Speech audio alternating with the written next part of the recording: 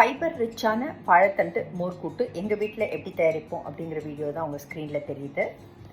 வாழைத்தண்டை காலையில் செய்யணும்னா நாங்கள் நைட்டே கட் பண்ணி வச்சுடுவோம். வாழைத்தண்டை குட்டி குட்டி துண்டுகளாக நறுக்கி மோர் கலந்த தண்ணியில் போட்டு அதை ஃப்ரிட்ஜில் வச்சுடுவோம். காலையில் எழுந்தவுடனே இந்த பாத்திரத்தை அப்படியே ஃப்ரிட்ஜ்லேருந்து எடுத்துட்டு இந்த வாழைத்தண்டை உலோக வடிகட்டியில் போட்டு எல்லா வாட்டரும் ட்ரெயின் ஆன உடனே நல்லா வாட்டரில் வாஷ் பண்ணிவிடுவோம். அந்த வாழைத்தண்டை ஒரு பாத்திரத்தில் போட்டு தண்ணி சேர்த்து ப்ரெஷர் குக்கரில் வச்சு 2 விசிலுக்கு இந்த மாதிரி நசுங்கிற பதத்துக்கு ப்ரெஷர் குக் பண்ணி வச்சுருக்கோம். ஒரு மிக்சர் கண்டெய்னரில் தேங்காய் துருவல், சீரகம், தனியாத்தூள், இஞ்சி விழுது, காரத்துக்கு தகுந்த அளவு பச்சை மிளகாய், நல்ல 2 கரண்டி அளவுக்கு கெட்டி தயிர், வேணும்னா கொஞ்சமாக தண்ணி சேர்த்து இந்த மாதிரியான நைஸான ஒரு பேஸ்ட்டாக அரைச்சி எடுத்துடலாம்.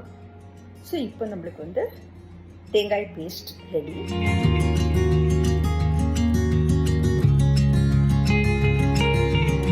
நம்ம வேக வச்சிருக்கிறதான வாழைத்தண்டு ரெடியாக இருக்கு. அப்படியே இந்த மாதிரி நசுங்கிற பதத்துக்கு அது வெந்துடும். 2 விசில் விட்டோம்னாலே போதுமானது ப்ரெஷர் குக்கரில் ஹை ஹீட்டில். இப்போ நம்ம அரைச்ச விழுத வாழைத்தண்டோடு சேர்த்தாச்சு. இது அப்படியே ஒரு கொதி விடலாம். இது நல்லா அப்படியே சேர்ந்தாற் போல கொதிச்சு வரைச்சி தேங்காய் எண்ணெய், கோல்ட் ப்ரெஸ் கோகனட் ஆயிலில் தாளிச்சதான கடுகு, உளுத்தம்பருப்பு, கடலைப்பருப்பு கலவையை அதில் போடுறேன். 1 dash of cold press virgin coconut oil மேலே அப்படியே நம்ம விட்டோம்னாக்கா நம்மளோட அந்த மோர் கூட்டு ரொம்ப வாசனையாக இருக்கும். எல்லாம் சேர்ந்து நல்லா கொதிச்சு வந்த உடனே கொத்தமல்லி தழைகளை தூவி இறக்கணுன்னாக்கா ஃபைபர் ரிச்சான, ஹெல்த்தியான, டேஸ்டியான வாழைத்தண்டு மோர் கூட்டு ரொம்ப ஈஸியாக தயார்.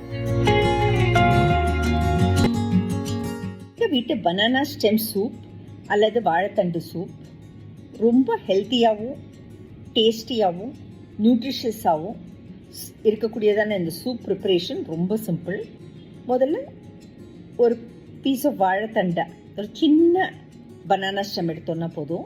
அதை நல்லா கழுவிட்டு அது இந்த மாதிரி பெரிய பெரிய துண்டுகளாக நறுக்கி அது மூழ்கிற அளவுக்கு தண்ணி ஊற்றி ஒரு ப்ரெஷர் குக்கரில் போட்டு அதை 3 விசிலுக்கு நம்ம ப்ரெஷர் குக் பண்ணி எடுத்துக்கலாம். So at the end of 3 whistles pressure subside ஆனோடனே நம்ம பார்த்தோம்னாக்கா அந்த வாழைத்தண்டை அப்படியே நம்ம விரலால் நசுக்கினா குழையிற பதத்தில் நல்லா வெந்திருக்கு. ஸோ இந்த ஸ்டேஜில் அதை அப்படியே அடுப்புலேருந்து இறக்கி வச்சுட்டு அதை அப்படியே நல்லா பிளெண்ட் பண்ணலாம். அந்த தண்ணியோடு சேர்த்தே பிளெண்ட் பண்ணணும்.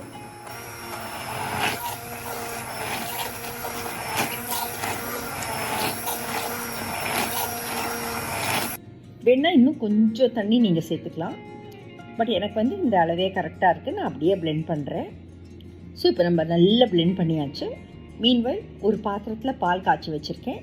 அந்த பாலை வேறு ஒரு பாத்திரத்துக்கு ட்ரான்ஸ்ஃபர் பண்ணிவிட்டு அந்த பால் காய்ச்சின பாத்திரத்துலேயே ஒரு மெட்டல் ஸ்ட்ரெயினரை போட்டு அதில் நம்ம பிளெண்ட் பண்ணி வச்சுருக்கிறதான இந்த வாழைத்தண்டு எக்ஸ்ட்ராக்டை அப்படியே போட்டு அதை அப்படியே ஒரு கரண்டியால் கசக்கி கசக்கி அந்த மேலே அந்த வாழைத்தண்டோட சக்கை தான் இருக்கணும். அந்த அளவுக்கு நம்ம நல்லா கசக்கி கசக்கி அந்த வாழைத்தண்டுலேருந்து ஃபுல் ஜூஸையும் அப்படியே எக்ஸ்ட்ராக்ட் பண்ணிடலாம். நல்லா குக் ஆகிருக்கிறதுனால நம்மளுக்கு இது ரொம்ப ஈஸியாக பண்ண வரும். கடைசியில் கொஞ்சம் தான் சக்கை இருக்கணும். அந்த அளவுக்கு கையாலையும் அப்படியே கசக்கி கசக்கி நம்ம நல்லா அந்த மெட்டல் ஸ்ட்ரெயினரில் போட்டு வடிகட்டலாம். சைடில் இருக்கக்கூடியதான அந்த பாலோட ஏடையும் அப்படியே வலிச்சு இதில் போட்டுக்கலாம். அது ரொம்ப நல்ல டேஸ்ட்டை நம்ம சூப்புக்கு தரும். ஸோ இதை திருப்பி அந்த குக்கர்லேயே ட்ரான்ஸ்ஃபர் பண்ணிடலாம்.